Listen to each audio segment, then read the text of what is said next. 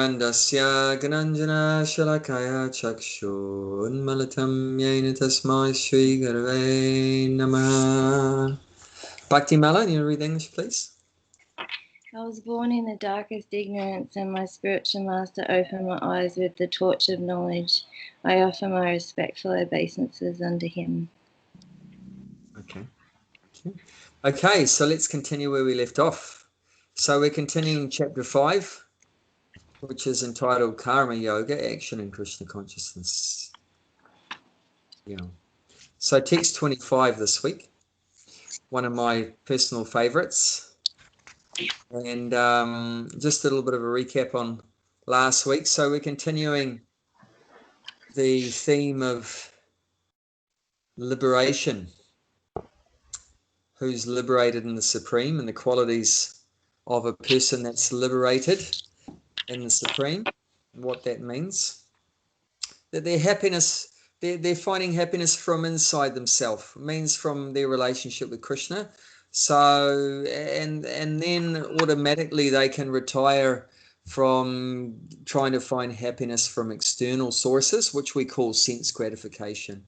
So the nature of the soul is to be happy, of course. So you can't exist on not being happy, so you either need to get your happiness from sense gratification, basically means the material body, or you get your satisfaction from your happiness from your loving relationship with God, from Krishna and the devotees. So we have to get it from one of those places. You can't just do nothing, and we're not like a stone. So the nature of the soul is to be always happy and blissful. Of course, if we try to find happiness externally from the body, from the sense gratification of the body, then that's very frustrating, as we heard a couple verses ago, text 22, that it's a source of misery. All external happiness is a source of misery because it has a beginning and a end. Has a beginning and end. So it's a bummer. Anything. I mean, our own body has a beginning and an end. All the other bodies that we're attached to and everything, family members, friends, have a beginning and an end. The house that we're attached to, the land and everything, has a beginning and an end. Or everything. So jobs have a beginning and an end. Everything, pets, you name it, everything in the material world. Even the whole universe has a beginning and an end. It's a long time period in between, but it has a beginning and an end also. Even Lord Brahma, the first created creature in the universe, he has a beginning and an end. It's a very long one compared to ours. Prakriti has got a beginning and end or not? Prakriti, material nature, no. It's simple, but it's manifested. It's sometimes, like when the universe is created, it's manifested. And then when the universe is annihilated, it's unmanifested. But Prakriti itself, the material energy, is eternal. But sometimes it's manifest, sometimes unmanifest. We are all Prakriti, isn't it? Yeah, but there's two kinds of Prakriti. So you can check that out, the 7th chapter, text 4 and 5. So in text 4, it talks about the inferior Prakriti, earth, water, fire, air, ether, mind, intelligence, false ego. And so that's basically matter. And then text 5 talks about superior Prakriti. That's us, the Jiva Bhuta, the living entity. And we are superior to the material nature because we have more consciousness, and we can utilize the material nature.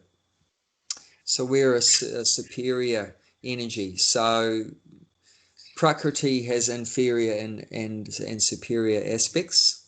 So we're in the superior aspect. So both is eternal, but it's manifested and unmanifested, the inferior Prakriti, at different times. Even us, even the souls, if we don't get liberated in the Supreme, which is a section here, if we don't get liberated in due course, when the universe is annihilated, all the souls that haven't gone back to Godhead at that time when the universe is annihilated, they are withdrawn into the body of Mahavishnu, Karanadakashayi Vishnu. The short version is called Mahavishnu. So on the causal ocean, all the jivas, all the living entities, all the souls are withdrawn into the body, the spiritual body of Mahavishnu, that gigantic form where all the universes come out of his skin pores like little bits of perspiration. They withdrawn into his body and remain inside of his body in like a sleeping state called yoga nidra, until the next creation. So we also go through unmanifest times, but we're always existing. But sometimes we're active, and sometimes we may be like in a sleeping state, an inactive state, but we're still existing. Isn't it like when we go to bed at night, right? The body pretty much shuts down at night, but the soul is still existing, but the body is inactive. And then when you wake up in the morning, it's active again. So like that, there's different periods where activities are manifested and then activities are unmanifested. Does that make sense, Gulshan, and everyone else? Yes. Yep. Yes. Okay. So it was also mentioned that this liberated state where we are not needing happiness from outside because you're getting your happiness from your relationship with Krishna is called Brahma Bhuta. So there's a particular verse in the Bhagavad Gita that deals with that Brahma Bhuta. So let's look at that. In the 18th chapter, it's the final chapter of the Bhagavad Gita. Text number, I think it's about 55. Let's have a look there. One can understand me as I am. No, 54. 54. Yeah. Okay. Yeah. One who is thus transcendently situated in, one realize the supreme Brahman, and because become fully joyful, he never lament or desires to have anything. He is equally disposed towards every living entity. In the state he attained pure devotional service unto me. So this is a soul who's liberated from material existence. And so the liberation, like I mentioned, doesn't mean just when you die, your body dies, then you're liberated. But as soon as you engage in pure devotional service, even in the material, while the soul's in the material body, you're liberated. So this is the symptoms of a liberated person here in the Brahma Buddha stage. So as saying here in the word for word translation, Brahma Buddha, being one with the absolute. It doesn't mean you become God, but it means you become one in quality with God. It means God is eternal, we're eternal. God is full of knowledge, we're also full of knowledge, and God is full of bliss, and we're all full of bliss. So qualitatively, we become one with Him, and we become united with Him, connected with Him through serving Him. So it's a loving relationship. When you have a loving relationship, that unites the two people, isn't it? Okay. So two people, it doesn't mean that two people become one person. No, there's still the two people remain individuals, but when you have a loving relationship with them, then you forget yourself. You're always thinking about the person you love. So the devotee's always absorbed in Krishna and forgets himself. And is there the same thing happen in the human love or love with the God? No, that's a perverted reflection of that. So we're trying to imitate that, but it doesn't quite work out. It's like the husband and wife, they love each other. Well, not really. Prabhupada said real love is between the soul and God. Okay. In the material world, what is the relationships? Mainly it's lust. Mainly. Of course, devotees' relationships are pure devotees, their relationships, not lust. But generally, this is a general way to describe relationships in the material world is based on lust, because that we're having a relationship with someone else because we want to serve them, we want to please them. Not really. Usually in the material world, we have a relationship with someone because we want to get something from them, doesn't it? Yeah, but like a mother and child relationship, mother doesn't want anything They just love unconditionally. Nearly. So yes, I agree. And Prabhupada also agreed. He said the nearest example you have to real love in the material is a relationship between the mother and child, because the mother is just serving the child and doesn't want anything in return. And but it's not completely pure in many circumstances, because the mother's thinking, now I'm going to serve the child, and when the child grows up, then the child's going to look after me. Do you agree with that? Yes. The mother may think that when the child grows up, the child's going to look after me. My son will look after me. My daughter will look after me. So there's still maybe some material motivation there. So as soon as you've got a selfish motivation, then the relationship goes from pure love to lust. Because lust means when we want to please our own senses.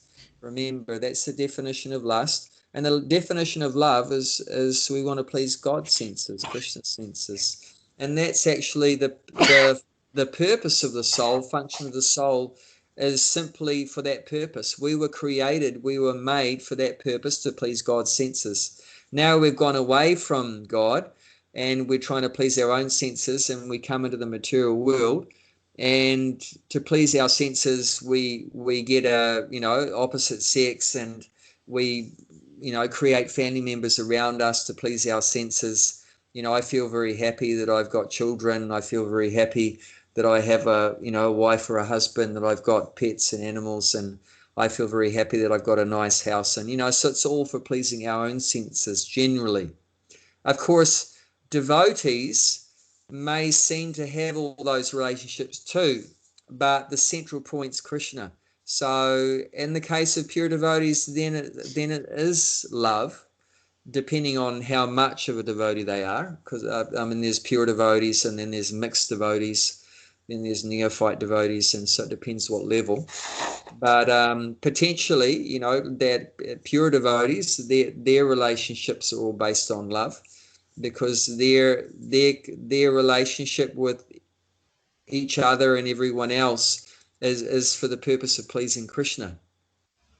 And Bhaktivinoda Thakur, he had a wife and 10 children, but he said, now that I'm surrendered to you, now I'm looking after my wife because she's your property, and I'm looking after her as a service to you, and these are your children, and I'm looking after them for your pleasure, and I'm maintaining your house and making money for you, like that, for your service, and so forth, like that. So then it becomes love again.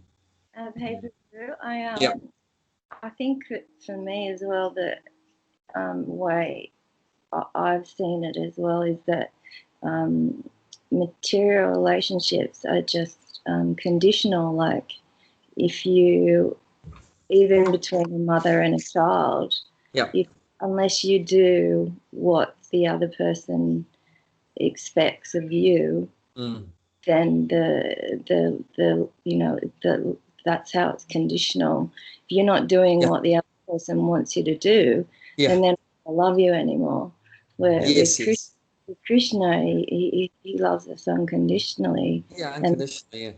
And I think that's what we don't have in the material world. Is that? Yeah, that's right. Because that reminds me. As soon as I became a Hare Krishna, my parents didn't really like me anymore. But even if we think we have pure intentions towards somebody else, at the end of the day, we're so conditional. Like you do one thing wrong to somebody, and that's it. Even if you that had these long relationships, and I think that or there's things like loving Krishna is like you're loving the deity, and if you're loving like a mother and child, one day they may be, and the other day maybe if the child is doing something wrong and all, they maybe have an argument, and she probably don't like it, or he don't like a mother or something.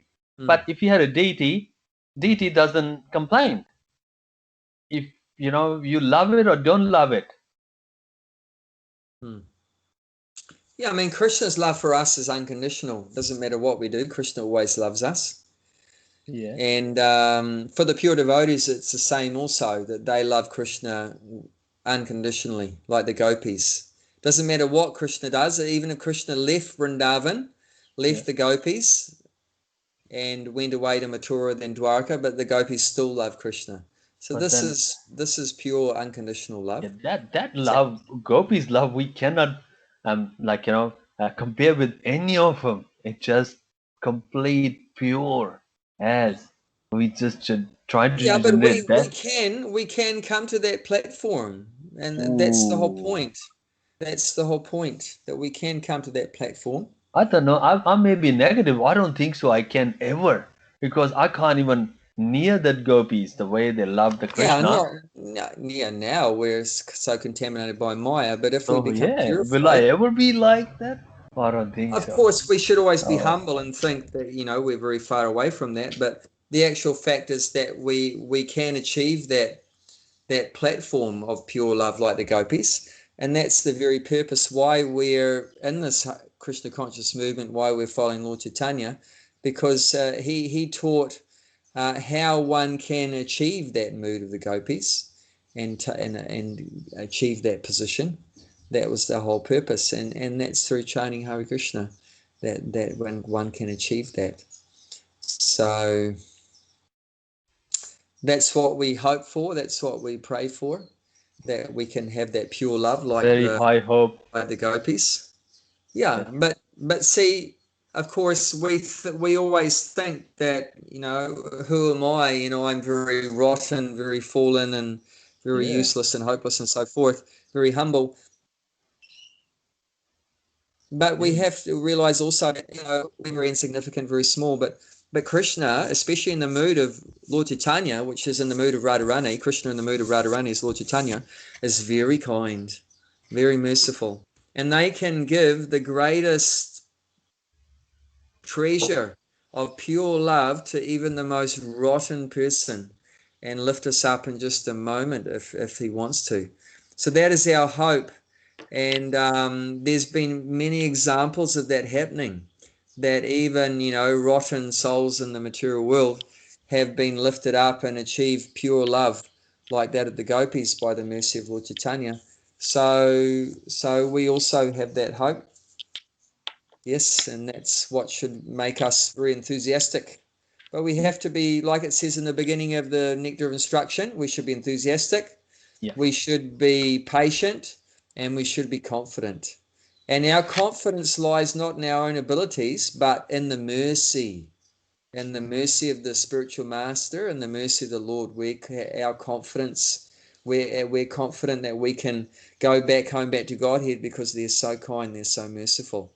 And we know, we're definitely contaminated and pure, so we have to be patient. It's not going to happen in 2 minutes or necessarily 6 months or 1 year or whatever like that. Or maybe more than one life. Well, maybe whatever. We're prepared to wait however long it takes, whether it takes this life or 2 lives or 5 or 10 lives, but we're going to be patient. Patience is a virtue. So we're realizing we've spent a long time getting into the muck of Maya, so it's going to take some time to get out of our mess that we've got ourselves into, the entanglement we've got ourselves into. It's going to take us some time to get out of it. But we're confident that the Lord is so kind, especially in this Kali Yuga. Lord Chaitanya is so kind, and Prabhupada, his representative, is super duper kind. So we have a lot of confidence coming from that, and we're pushing onwards and upwards. Don't look back. Okay. Yeah, so getting back to this one, the 18th chapter, text 54, on the spiritual platform, prashanatma, fully joyful. This is the nature of someone who's on the spiritual platform, Brahma Buddha platform, is one's always happy, fully joyful. So have you guys noticed that, guys and girls? Have you noticed that you've been on average more happy times than sad times? Would you say that in my life always more happy than the sad time? Yeah, since I remember that, always happy. More happy and less sad. Yeah. More sad, less happy. No. Very less sad. Even the sickness as well. I'm just like, just born happy. It doesn't bother me. Oh, Honestly. actually, Gulshan, I've seen you sick and you were not happy at Very all. rarely.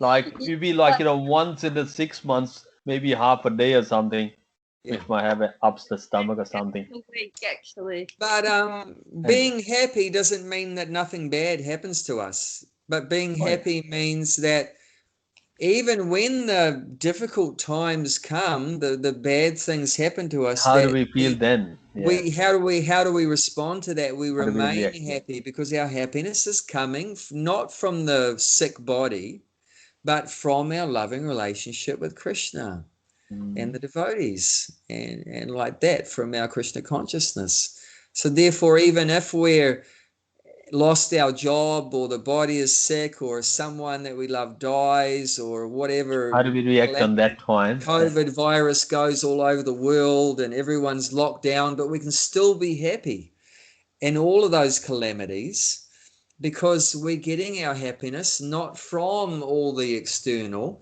but from our loving relationship with Krishna. And our relationship with Krishna is not affected by COVID. Not affected by family members dying, not affected by our body getting sick, or old age, or any of the losing a job. That's not affecting that. Nothing can interfere with that relationship with Krishna, except for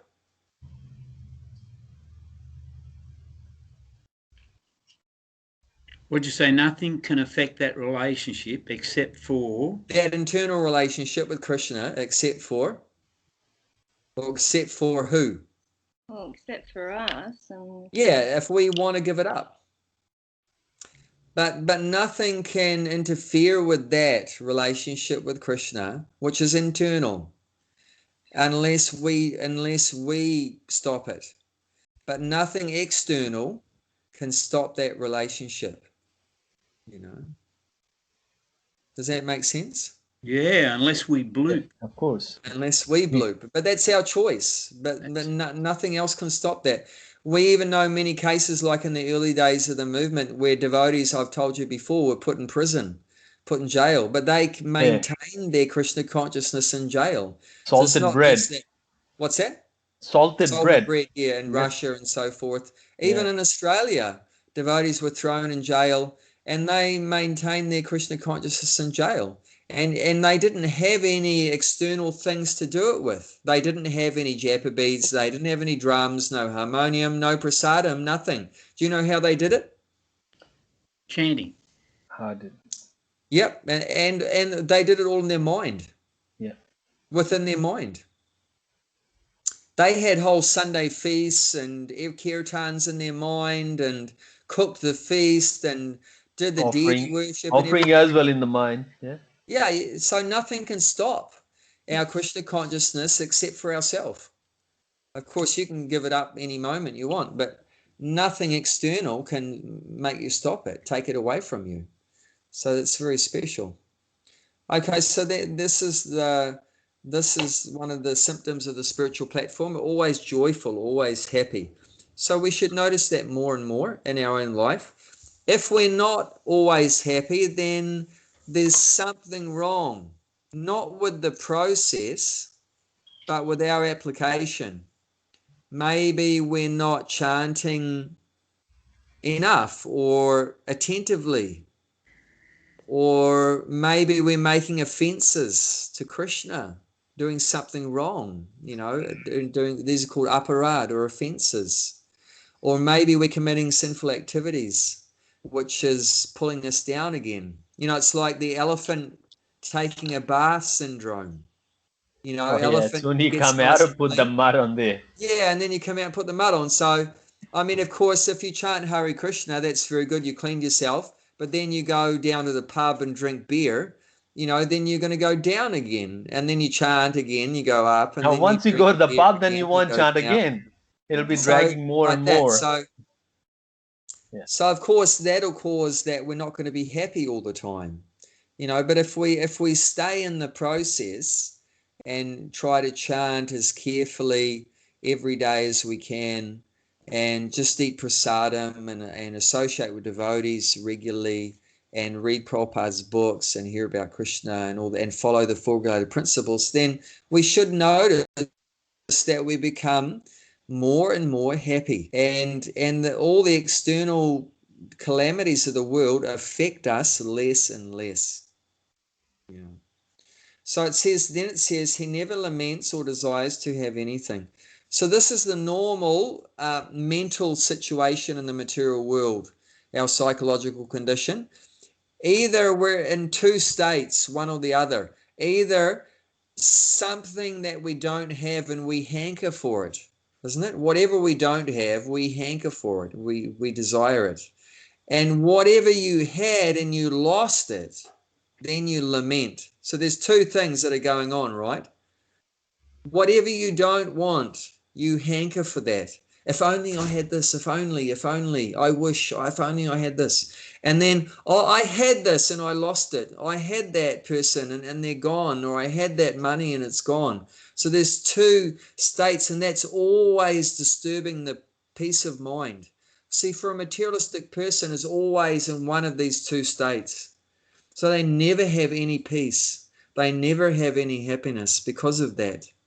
They're always either hankering or lamenting and oscillating between the two. Hankering 1 minute, lamenting the next, hankering 1 minute, lamenting the next. But the devotee is not doing either of those. That's why they're always happy, because they don't have any material desires. Their desires are satisfied from Krishna. Like Dhruva Maharaj said, now that I've seen you, you're like a beautiful jewel. Everything I was going after was like broken glass, but now I've found you. You're a beautiful jewel, Divya Ratnam. And now I've seen you, I'm completely satisfied and I don't want anything. So that once we connect with Krishna, we get full satisfaction from that relationship with Krishna. Then naturally material desires go away. We don't want things anymore. So that will happen. We'll get to that point. And then also if you lose something or someone, then you don't lament about that either on that side as well. You know, you're not attached to material things. If you have something, like now, you know, we have this nice piece of land and nice house and everything like that. But if for some reason it gets burnt down or taken away or whatever, then we'll still continue on. You know, in another situation, whether it's, you know, in a simple place or a fancy place or whatever like that. So while we have it, then we use it. Now I have this piece of land, I'll grow some vegetables, offer it to Krishna, I'll invite people to come, distribute some prasadam, and use it as a base to go out and preach and things like that. So like that, but not being attached to it. So we use things, but we're not being attached. If it's taken away, which eventually everything will, then you're not going to lament about it. And then it says, equally disposed toward every living entity. So that means you're friendly to everyone. So that's also one of the criterias on the spiritual platform, that you're friendly with everyone. Like one time on a morning walk, a disciple noticed that Prabhupada dealt so wonderfully with every single person. There was a whole variety of young people and old people and professional people and people that didn't have a job and educated people, uneducated, men and women, and so many different kinds of people. And Prabhupada dealt with everyone in such a wonderful way. Everyone was so satisfied and so happy. And the disciple commented afterwards that Prabhupada, everyone loves you. And Prabhupada said, yes, because I love them. Because I love them. I love everyone. You know, so that's also on the spiritual platform, because we're talking about... Is it true, whatever you give it, and same thing comes back? If you give it a height, it comes back that. Sure. If you give positivity, it'll come back that. Yeah. So naturally a devotee is very friendly towards everyone, and generally people will love the devotee because he's very loving and caring. Of course, there will be some people that become envious. You know, like we know that Yudhisthira, right? Yudhisthira treated everyone like that in a friendly way. He never treated anyone as an enemy. But does that mean that Yudhisthira didn't have any enemies? He had heaps of enemies. Like Duryodhana hated Yudhisthira like anything, wanted to kill him. You know, Dhritarashtra's father tried to kill him. You know, there's so many people wanted to get rid of Yudhisthira. But Yudhisthira never treated anyone badly. Doesn't matter, they treated him badly, but he doesn't treat them badly. So he's friendly to everyone unconditionally. It says that his chariot always walked 2 inches above the ground. Yeah. It's because of his true his purity, justice, purity. Yeah. That's why they want to hear from him. Dharmaraj. His name is Dharmaraj. Ashwatthama is died. That that Dronacharya's son. He said, "I want to hear from Yudhishthira." It's it's because he never lies, and he just tells that. Then I believe, but that's a long story because the elephant name was there, and then they just put that in there. So. And then its chariot come back to the ground, not 2 inches high, because indirectly or directly he lied. He just they trick it. No, actually, that's not correct. A lot of people think like that. Yeah, I was thinking the same because when they say that Ashwatthama and he was saying elephant is died, but when they say it's the elephant and the big drums are there, and the Dronacharya think that my son Ashwatthama is died. Yeah. Okay. It's not exactly like that. I mean, that's mostly correct, but the reason why his wheels touched the ground after that was not because he lied, but his wheels touched the ground because he didn't tell a lie. Because Krishna asked him to tell a lie. Yeah. And he was so attached to being truthful. Yeah. He was so attached to being truthful and not lying that, then he created that situation where that elephant, Ashwatthama, was going to be killed. Yeah. But he said, Ashwatthama, the elephant, has died. And Krishna wasn't happy that he was doing that. So Krishna, at that time that he said the elephant, Krishna blew his conch shell. Yeah. Krishna blew his conch shell. So nobody can hear. Dronacharya heard that Yudhisthira said, Ashwatthama is dead. Died, yes. He thinks his son, And he thought it was son. And then his chariot hit the ground. But it wasn't because he lied. It was because he didn't do what Krishna wanted. And Krishna wanted him to lie. Yeah. Krishna wanted him to tell a lie to Duryodhana. Because he was so famous for being truthful that Duryodhana would think that he wouldn't lie to me.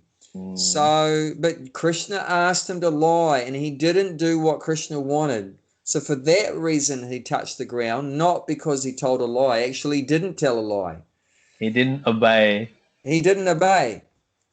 But the real dharma means the real path of truth is to do whatever God wants. If God wants you to not kill, that's dharma. If God wants you to kill, then dharma. That's dharma. If Whatever God wants Krishna you to tell doing, the truth, that is dharma. That's dharma. If God wants you to lie, that's dharma. So whatever he wants you to do, that's the right thing to do. And if you might think you're right, smart. but if you go against him, then you're wrong. No chance. No chance. So like that. So that was a valuable lesson that we learnt there. So, but this is the nature on the spiritual platform. Always happy, not lamenting, not hankering, friendly to everyone. And when you have those qualifications, that's when you achieve pure bhakti. Saying there. In that state, he attains pure devotional service. So that's the beginning of pure devotional service. So this is the criteria there, that we're always happy serving Krishna and not lamenting, not hankering for material things, and friendly to everyone. Why are we friendly to everyone? Because we're seeing that everyone is part and parcel of Krishna. Everyone has an intimate relationship with Krishna. Krishna loves everyone, therefore I love everyone. You get it? Yeah. Why do we love everyone? Because everyone's part and parcel of Krishna, and therefore Krishna loves everyone, so we also love everyone. So like that. So and on that, in that state of consciousness, that's when the pure devotion begins. So now, now we might not have all these qualifications. So we're aspiring for doing this pure devotional service. We might not be doing pure devotional service, but we're trying to come to that point. The main thing is that we're following the spiritual master's instructions, and in that way we are progressing. But this is the point we want to come to. This is the transcendental situation, liberated situation. Okay, so let's go back to where we're 25th. I can't help it. I'm just going to have one more diversion because this is another one of my favorite verses. 6th chapter, text 20 to 23. 6th chapter, text 20 to 23. Because we were talking about, how we were saying about how sometimes there's calamities in a devotee's life, right? Because it's saying here that on the spiritual platform, you're always happy. The devotee's always happy. But that doesn't mean that the external situations are always nice and good and happy and everything. No, it can be many calamities. So this verse talks about the 3-in-1. three in Three one. verses in one. This, By the this time I is, read, it'll become 10 years. no. This is so wonderful. In the stage of perfection called trance or samadhi, one's mind is completely restrained from the material mental activities by practice of yoga. This perfection is characterized by one's ability to see the self by the pure mind and to relish and rejoice in the self. In the joyous state, one is situated in a bundleless transcendental happiness, realized through transcendental senses. Established thus, one never depart from the truth. And upon gaining this, he thinks he is no greater gain. Being situated in such position, one is never shaken, even in the midst of the greatest difficulty. This indeed in action freedom from all miseries arising from material contact. Even if you can remember just these 3 verses, you'll become blissful. Sorry, Abhay, what number was that? Oh my God! Seriously? 6th chapter, text 20 to 23. Okay. I just went 18. Sorry, I've got 20. Okay, there's 3 verses. Yep. And how about that, where it says boundless transcendental happiness? Doesn't that sound good? Just say that again and again. I'm boundless, but I'm nowhere near that. Doesn't it sound good? Great. How about this? Established thus, one never departs from the truth. And upon gaining this, he thinks there is no greater gain. How about that? Imagine reaching a point in your life where you realize this is it. There's nothing more than this. This is the pinnacle. This is the peak. This is the climax. This is the crest. And a devotee feels like that. Is so ecstatic, so blissful. Is enjoying so much happiness within that he feels there's nothing more than this. There's nothing higher than this. This is just the ultimate bliss. And it's so wonderful that we can achieve that in devotional service. And you can come to that point that those realizations may come to you in a kirtan. You just say, there's nothing more than this. Kirtan is just so ecstatic. Or while you're taking prasadam with devotees. Or while you're hearing about Krishna's pastimes. Like that. Or when you're with your spiritual master, or so many situations. And you're feeling like that. There's nothing higher than this, nothing more than this. This is the best. In the happy days, of course, it was all about staying high. Prabhupada took that motto of the hippies and he said, stay high forever. How about that? Yeah, and then Because on drugs, you can go high, but then you come down. yeah, But Prabhupada wanted to teach them, you chant Hare Krishna, you'll go high and then you'll stay high and you'll never come down. Stay high forever. So, and then the point why I'm reading this verse, being situated in such a position, one is never shaken, even in the midst of greatest difficulty. So it doesn't mean there's not going to be any difficulties for someone that's in spiritual life.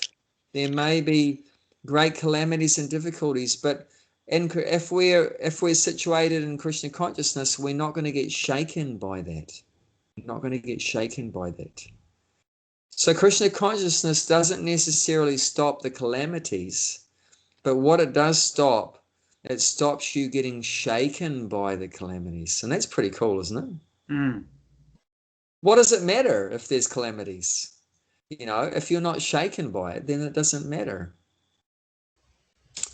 I mean, that's the nature of the material world. There's always going to be calamities. If we think that the material world is ever going to become a nice place, then I'm sorry, but we're an illusion.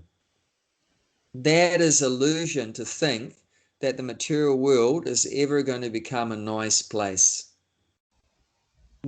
Krishna's own definition of the material world, which he created it, is that, and you can read that in the 8th chapter, text number 15, is that the material world, he talks about the material world as a temporary place full of miseries.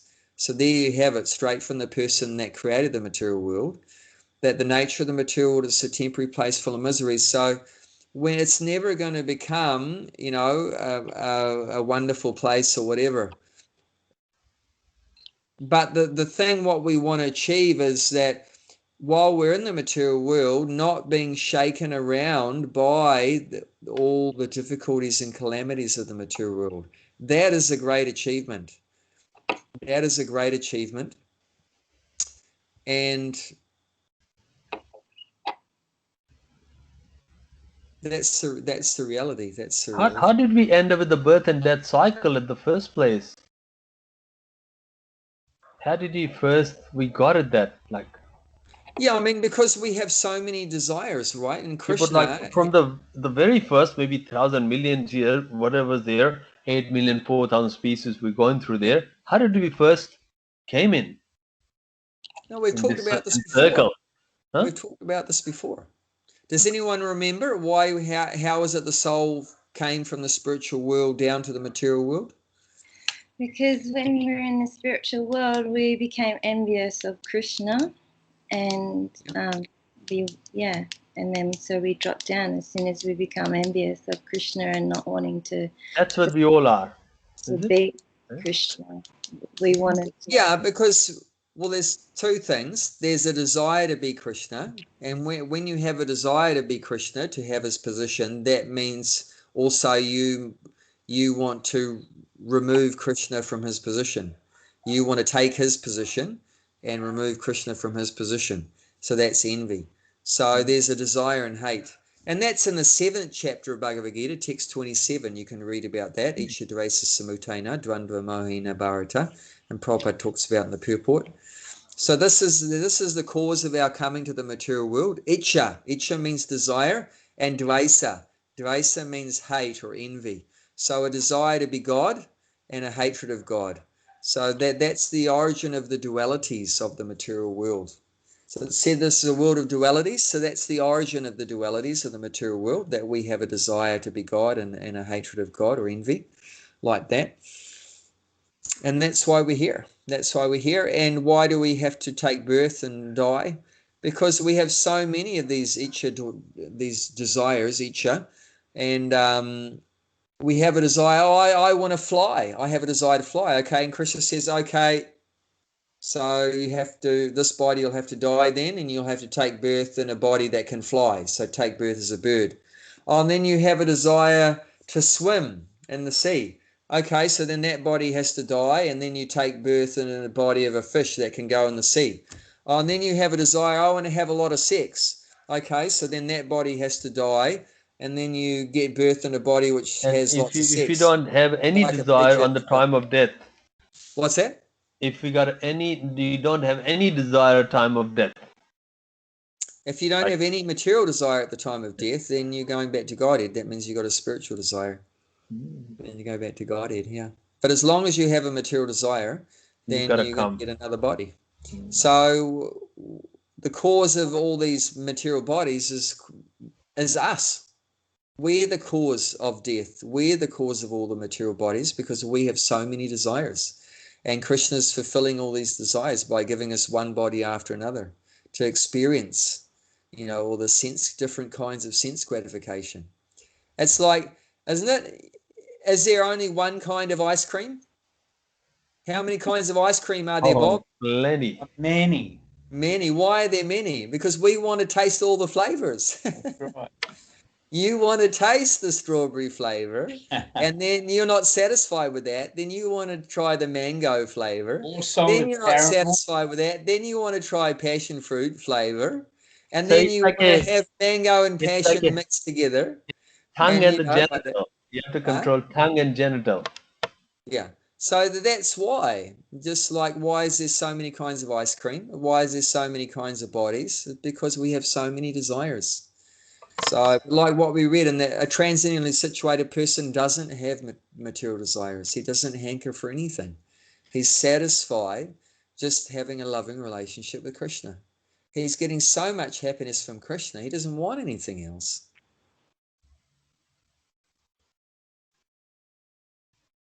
There was one great king named Kulashekar. He was a great king, means he had lots of women. He had lots of beautiful women at his disposal, and he had lots of sex. But then he became a pure devotee of Krishna, and he said, now that I have achieved Krishna consciousness, now every time I think of sex life, I spit at the thought. And we go, wow.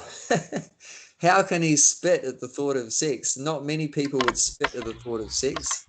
Most people hanker for sex. But whenever he thinks of sex, he spits at that thought. It means it's repulsive to him. So how come sex is repulsive to him? Because he's experiencing something far, far, far, far, far, far, far, far greater than sex, pleasure, which is hard for other people to believe because they don't know there's anything better than that. But there's something far, far, far, far, far better than that, and that's one's loving relationship with Krishna. So once one's on that platform, then all these other things become very irrelevant, very insignificant. So the point is, what we really want to make some effort in that direction to try to taste the nectar of Krishna consciousness, of devotional service. So we really want to take it up very seriously, very sincerely, chanting Krishna's names, hearing about Krishna's pastimes and so forth, and associating with Krishna's devotees and serving the mission of the spiritual master and all these things. So we want to take that up very seriously, and then we can experience these wonderful, wonderful results of Krishna consciousness and feeling so much happiness. And then automatically we'll get free from all this material desires and sense gratification. Birth and death. Yeah, and then automatically then birth and death will go away, because we have birth and death because of the material desires. But if you don't have material desires, then there's no more birth and death. Simple as that. So it's like this chanting and that's doing that is only for one thing. All the life we can do chanting only for one thing. On the time of the death, only think of Krishna. That's it. Yeah, that's the climax. Yeah, that's why we're doing all that for how many more years there. Only time of the death, just remember Krishna. Yeah, that's it. Yeah. But we're not just doing it for that either. Not just because we're afraid of death and we want to get liberated. No, I mean, like on the time of the death, if you have any desire, you have to come to fulfill that. Sure. If you remember Krishna, then no desire. Yeah. True. Okay, so let's get to our verse of the day. So 5th chapter, text 25. I'm just going to turn some light on. Those who are beyond the dualities that arise from the Hang death. on. We're going to read the Sanskrit yet. Sanskrit. Yes, because I'm not very good in Sanskrit. Only that's why I read English. Okay. Labante Brahma Nirvanam.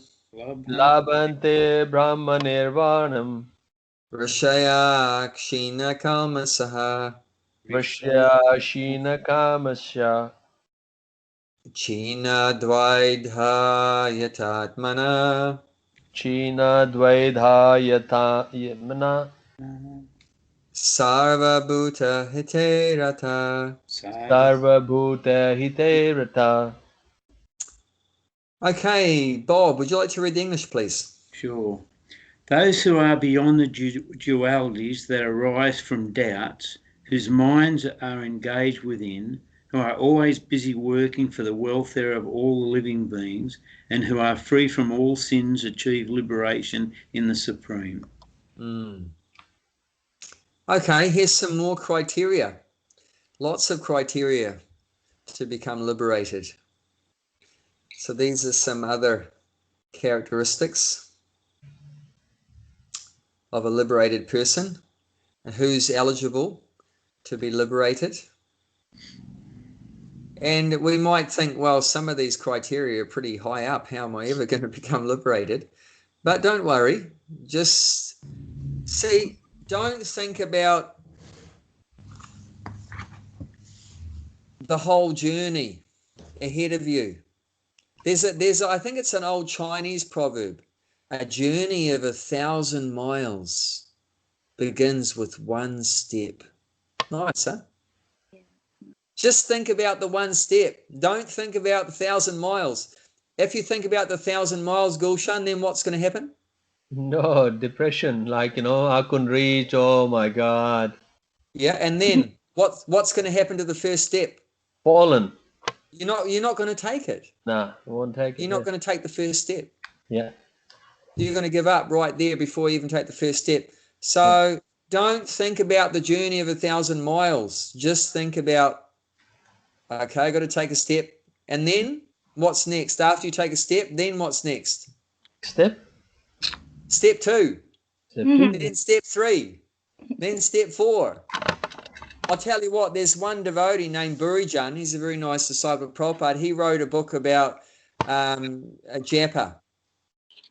And he said what's the best way to chant good rounds? He's giving us some different tips to chant good rounds. If you're trying to chant 16 rounds, he said, don't think about 16 rounds.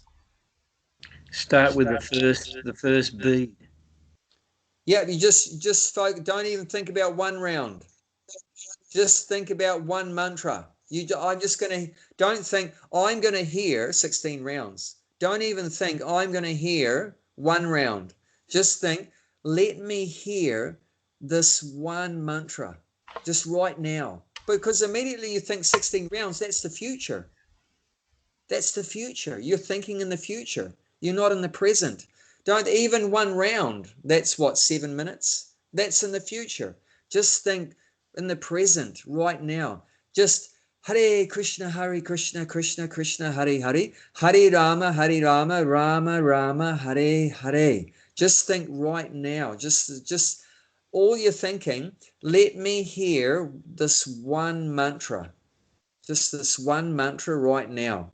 And then you go to the next mantra. Let me hear this one mantra.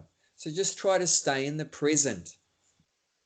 So don't think, oh my God, I have to get free from all dualities, busy working for the welfare of all living entities. Oh my God, that's too far ahead. I give up. No, just start where you are. Like Prabhupada gave us instructions from where we are right now. Follow the 4 regulated principles.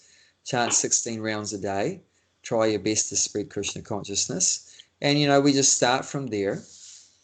And, or even, we might even start before there. Okay, I can't chant 16 rounds. I'll start with 1 round a day and then do that. And once you've done that, then, go to the next stage, go 2 rounds a day, 4 rounds a day, like that.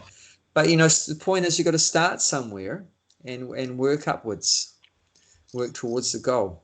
But at least this is good because we know what the goal is. I mean, how can you begin a journey of 1,000 miles if you don't know where the destination is? You understand? You might say, well, why the hell even talk about journey of 1,000 miles if all you're going to think about is one step at a time? Because, bozo, you have to know where you're going to be stepping towards. Otherwise, you can't just step any which way. You got to step in the right direction. You see what I mean? So simultaneously, you got to know what the goal is, which is very far away from where you are. And you've got to know where you are. And you've got to know on what's the next step I need to take from where I am to where I want to go. Does that make sense? Of course. Yes. It's not enough just to say, okay, I'm just going to take a step. It doesn't matter what step I take. I'm just going to make a step without knowing where you're going. That's not going to help you. One day, what's probably going to happen, you're going to walk off a cliff, if you don't know where you're going, so that's called ignorance, but we're very lucky, that Prabhupada and Krishna has given us what the goal of life is, to get liberated. And we know what liberation's all about, what it requires to be liberated. Okay, we're not there yet, but we know where we are. We're a conditioned soul, and Prabhupada's given, the medicine. He's given us the medicine for our, material disease of being in Maya. Chant 16 rounds and follow the four regulated principles. So that's our next step, and we're making steps from there. And we're coming closer to the goal, and one day we'll be liberated. In due course of time, we'll be liberated. So we should have faith. And once we're liberated, won't come back. Yeah, once you're liberated, then you don't come back. Unless you're going to be envious again with the Krishna, then you have to come back. No, generally, I mean, it is possible, but that doesn't occur. And Prabhupada explained why that generally doesn't occur, that one come back again, become envious of Krishna or whatever. Because Krishna arranges that soul that's been in the material world and come back to the spiritual world has like a memory